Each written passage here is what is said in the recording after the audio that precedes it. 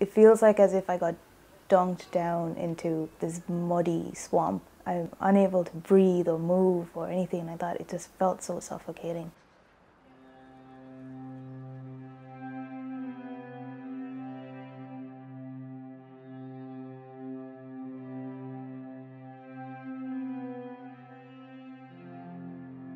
It's a portrait of my grandmother. She means a lot to me, and I figured if I was going to keep something to remember her, this was going to be the way I would do it. It was March 11 last year when my mom called, and she said that my grandmother had passed away. I called you, you were crying the other side, I was crying here. That's all we can do. She asked if I could go back home to mourn for her. But I couldn't go because COVID was a new topic and it was a growing concern. My mom is a heart patient and my dad's elderly. They were both in the vulnerable group, and I was just like, I don't know if I want to take that risk because I've already lost someone. I don't want to lose another one or two worse, you know.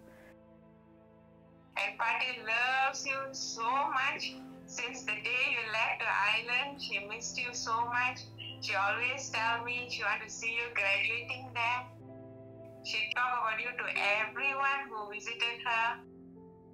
She missed you a lot, ma. That will make me very emotional. I'm sorry for that. Working life in Malaysia is not easy. Sometimes some people have to get like 2 jobs to make a living. Mom and Dad are always not home. So my grandmother was, for my sister and I anyway, she was like our companion, our entertainment, our nurse, our everything. She was everything. When she grew older, she became really weak and she needed someone who would care for her. So I decided I'll just do it. She was very happy when she saw you leaving to Ireland to further up your studies. She was a very happy lady to see you achieving more and more. She always said, because my father's illiterate and people said that I was only a daughter of a mechanic, so I'll never go anywhere far or anything like that. So she wanted me to do well here to prove it to a lot of them. I was in a pretty dark place as it is when my grandmother passed away. And then, you know, the pandemic happened, restrictions happened all around the world. That's how I sort of fell into a black hole sort of place where I just felt like, what's the point? The person that I was supposed to achieve for passed away, and everyone else struggling around it as well, seeing that made it also hard. The fear that people had in them about the virus. I started trying to reach for knives or trying to get whatever acidic solutions to consume and sort of try to end it in that way. And I was just like, at one point in time I was even thinking the more painful it is, the better probably, because I probably deserve that for leaving my grandmother alone in Malaysia. He literally had to pin me down and to help, like, sort of in a way to like restrict me from grabbing onto anything sharp, and he baby-proofed the room that we were living in at that time.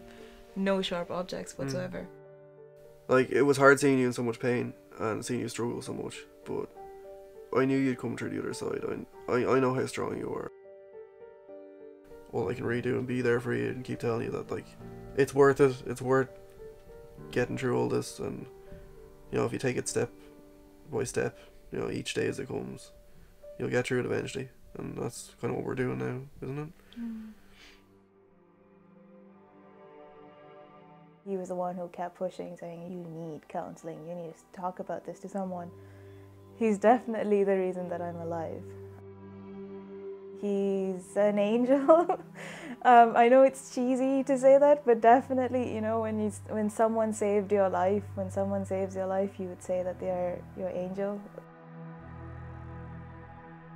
She really wanted you to come up in your life, to be a strong person, you know. You must have the courage to face anything in your life. She always say that. Don't cry, Ma. She's always with you. Don't cry. You take care, Lama. You take Yeah. care of yourself. I'm trying to accept the fact that life goes on. It's a hard thing to accept immediately, I'd say, but I'm slowly getting there. Well, I'm alive, I'm sitting here, so that's a step forward, I suppose.